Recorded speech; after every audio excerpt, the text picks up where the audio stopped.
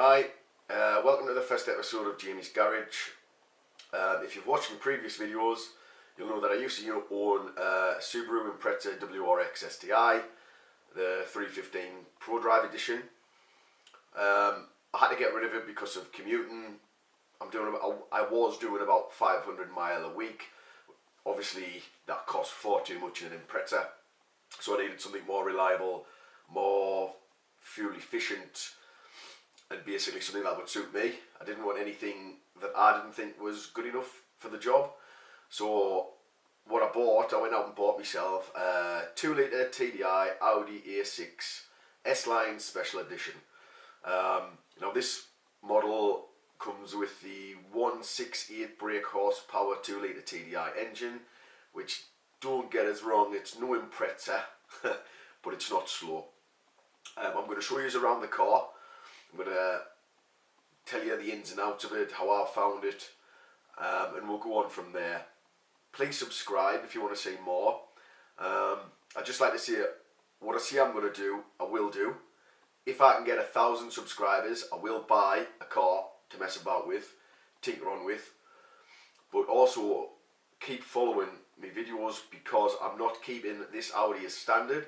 I plan to gradually update the car. The next thing I'm looking at is possibly mapping it to see what performance I can get from now to after the map. And this is what I like to do. This is me. I mess about with cars, I fix them, I'll service them myself. If there's anything you want to know about my particular car or a car that I've worked on previously, please let us know. And I hope you enjoy the video, and thank you for watching, and press that subscribe button. Thanks a lot. Because the 170 brake horsepower version, why did I go for that over the 2.7 or the 3 litre diesel? Mainly price wise, the 2.7 you get 10 brake horsepower more, and the 3 litre diesel you get maybe 30 with a decent remap. I should be able to get them figures out of the 2 litre TDI. It's a more modern engine, and this is the car. So it's the Estate. The S-Line Special Edition comes with the RS4 alloy wheels. Now I've had these colour coded to match the paint of the car, which I think sets the car off well. The interior of the car, obviously you have your leather, full leather S-Line interior. We'll get in. So you have your media centre here. It plays DVDs. Let's see if we can turn it on. Plays DVDs, CDs. It plays MP3, stuff like that. All the controls for the radio are here. You have a few controls around the dashboard. Yeah, it's a great looking car with a great spec.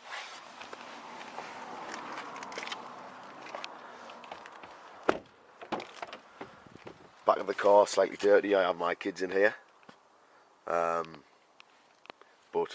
again, it's very spacious. When you come round to the boot is absolutely massive, awesome. Dog cage, sledge, obviously, why not? So that's it. That is the car that I bought. Yeah, I quite like it. Engine sound wise,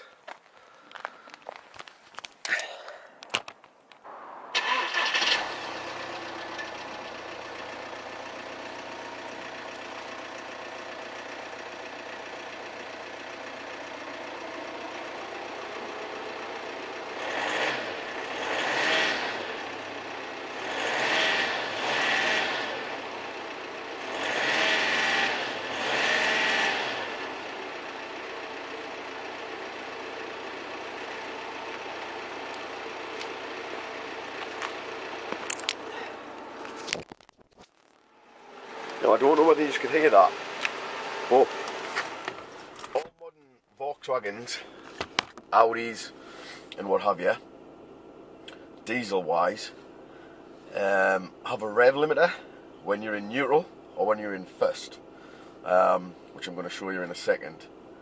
So when you put your foot to the floor, it limits at about 2,500 RPM, something like that. But there's a bonus to this. This is, in theory, diesel launch control, because when you're in first, it still holds the revs. Foot flat to the floor, the engine will hold the revs 2,500 RPM. So all you have to do is have it in first, floor it, holds it at 2.5 RPM, and if you want a quick launch, take your foot off the clutch and you're away. And I'll show you that. I'll not show you launching it because obviously I'm not going to knock my clutch, I don't want to, but I'll show you how it limits when you put your foot down. So as you can see, dashboard, basic information on there. This is my foot to the floor on the accelerator, and that is where the engine holds itself. Moving it into first with my foot on the clutch, back up, foot still on the clutch, floor it, holds it there. So what you can gain from that is you do have a very basic form of launch control. Now I don't know whether a lot of people know about this or not, or what have you, but I'm going to include this in my vlog about the car. I will give it a go. I hope I don't knock anything, but I will give it a go to see how it performs from the 2,500 RPM straight off the line, and that'll be in a later video. Is there anything else I can show you about the car? Extras, what sort of extras does it have? Like I see, it's got heated seats, you've got all your controls here, you've got your heated seats, DVD player which you control with the media button here.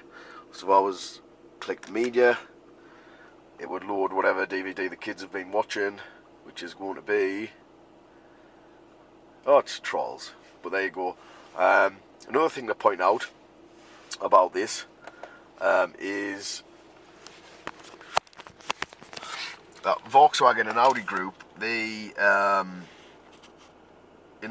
when you buy the car in the UK, they limit the use of the DVD player to when you're standing still. So if you're stuck in traffic and you've got a DVD in the car, you're not moving anywhere, that's great.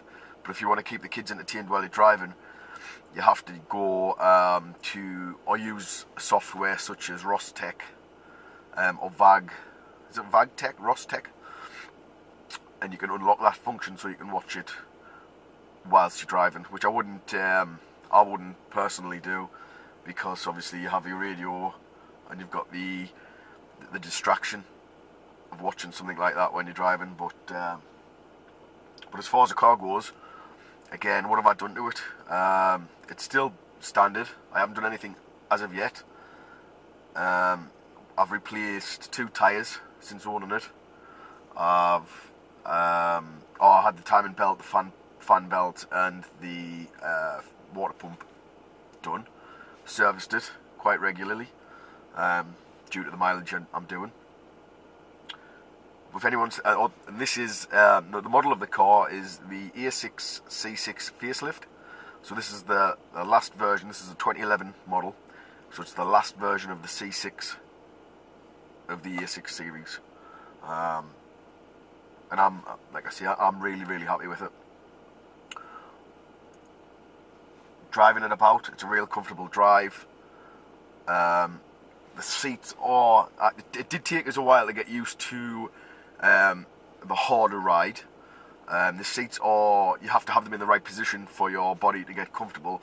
I'm sort of hunched over when I'm walking about. I don't have a good posture, so it takes me a while. It did take me a while to adjust my seats to where I'm happy with. But again, it's an Audi, you can't really go wrong. Any Audi you can't really go wrong with. Diesels are up there. It's what people are looking for now. tax-wise, it's not expensive. Insurance-wise, it's not expensive. And there's a lot you can do. There's a lot of mods and stuff you can do to these engines. They're reliable. And like I say, I am very happy with this car. So if there's anything else you want to know, or if you've got any questions, please just ask. Keep watching. Remember, press that subscribe button. Thanks a lot.